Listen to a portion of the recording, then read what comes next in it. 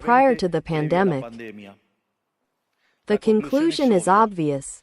Far from being the cause of our problems, free enterprise capitalism, as an economic system, is the only tool we have to end hunger, poverty, and destitution across the entire planet. The empirical evidence is unquestionable. Therefore, as there is no doubt that free market capitalism is superior, in productive terms, the leftist doxa has attacked capitalism for its questions of morality, for being, according to them, say its detractors, that it is unfair. They say that capitalism is bad because it is individualistic and that collectivism is good because it is altruistic towards others. Consequently, they strive for social justice, but this concept, which has become fashionable in recent times in the First World, has been a constant in political discourse in my country for more than 80 years. The problem is that social justice is not just, but it does not contribute to general well-being either. On the contrary, it is an intrinsically unjust idea because it is violent. It is unjust because the state is financed through taxes and taxes are collected in a coercive manner. Can any of us say that we pay taxes voluntarily? Which means that the state is financed through coercion, and the greater the tax burden, the greater the coercion, the less freedom. Those who promote social justice start from the idea that the economy as a whole is a pie that can be divided in a different way, but that pie is not given, it is wealth that is generated. In what, for example, Israel Kirzner calls a market discovery process. If the good or service that a company offers is not desired, that company goes bankrupt unless it adapts to what the market is demanding. If it generates a good quality product at a good, attractive price, it will do well and will produce more. So the market is a discovery process, in which the capitalist finds the right path along the way. But if the state punishes the capitalist for being successful and blocks him in this discovery process, it destroys his incentives, and the consequences of that is that he will produce less and the pie will be smaller, generating harm for the whole of society. Collectivism, by inhibiting these discovery processes and making it difficult to appropriate what has been discovered, ties the entrepreneur's hands and makes it impossible for him to produce better goods and offer better services at a better price. How can it be, then, that from the academy, international organizations, politics and economic theory, an economic system is demonized that has not only lifted 90% of the world's population out of extreme poverty and is doing so ever faster, but is also fair and morally superior? Thanks to free enterprise capitalism, today, the world is at its best. There has never been, in the entire history of humanity, a time of greater prosperity than the one we are living today. The world today is freer, richer, more peaceful and more prosperous than any other time in our history. This is true for everyone, but in particular for those countries that are free, where they respect economic freedom and the property rights of individuals. Because those countries that are free are 12 times richer than those that are repressed. The lowest decile of the distribution of free countries lives better than 90% of the population of repressed countries, has 25 times fewer poor people in the standard format and 50 times fewer in the extreme format. And if that were not enough, citizens of free countries live 25% longer than citizens of repressed countries. Now, to understand what we are here to defend, it is important to define what we are talking about when we talk about libertarianism. To define it, I return to the words of the greatest hero of the ideas of freedom in Argentina, Professor Alberto Benegas Lynch, H., who says, libertarianism is the unrestricted respect for the life plan of others, based on the principle of non-aggression, in defense of the right to life, liberty and property, whose fundamental institutions are private property, markets free of state intervention, free competition, division of labor and social cooperation. In other words, the capitalist is a social benefactor who, far from appropriating the wealth of others, contributes to the general welfare. In short, a successful businessman is a hero. This is the model that we are proposing for the Argentina of the future. A model based on the fundamental principles of libertarianism, the defense of life, liberty and property. Now, if free enterprise capitalism and economic freedom have been extraordinary tools to end poverty in the world, and we find ourselves today in the best moment in the history of humanity, why do I say then that the West is in danger? I say that the West is in danger precisely because in those countries where we should defend the values of the free market, private property, and the other institutions of libertarianism, sectors of the political and economic establishment, some due to errors in their theoretical framework and others due to ambition for power, are undermining the foundations of libertarianism, opening the doors to socialism and potentially condemning us to poverty, misery, and stagnation, because it should never be forgotten that socialism is always and everywhere an impoverishing phenomenon that failed in all the countries where it was attempted. It was an economic failure. It was a social failure. It was a cultural failure, and it also killed more than 100 million human beings. The essential problem of the West today is that we must not only confront those who, even after the fall of the Berlin Wall and the overwhelming empirical evidence, continue to strive for impoverishing socialism, but also our own leaders, thinkers and academics who, sheltered by an erroneous theoretical framework, undermine the foundations of the system that has given us the greatest expansion of wealth and prosperity in our history. The theoretical framework I am referring to is that of neoclassical economic theory, which designs an instrument that, unintentionally, ends up being functional to the interference of the state, socialism, and the degradation of society. The problem with neoclassicals is that since the model they fell in love with does not map against reality, they attribute the error to supposed market failures instead of revising the premises of their model. Under the pretext of a supposed market failure, regulations are introduced that only generate distortions in the price system, which prevent economic calculation, and consequently savings, investment and growth. This problem essentially lies in the fact that not even supposedly libertarian economists understand what the market is, since if they did understand it, it would quickly be seen that it is impossible for something like market failure to exist. The market is not a supply and demand curve on a graph. The market is a mechanism of social cooperation where exchanges are voluntary. Therefore, given that definition, market failure is an oxymoron.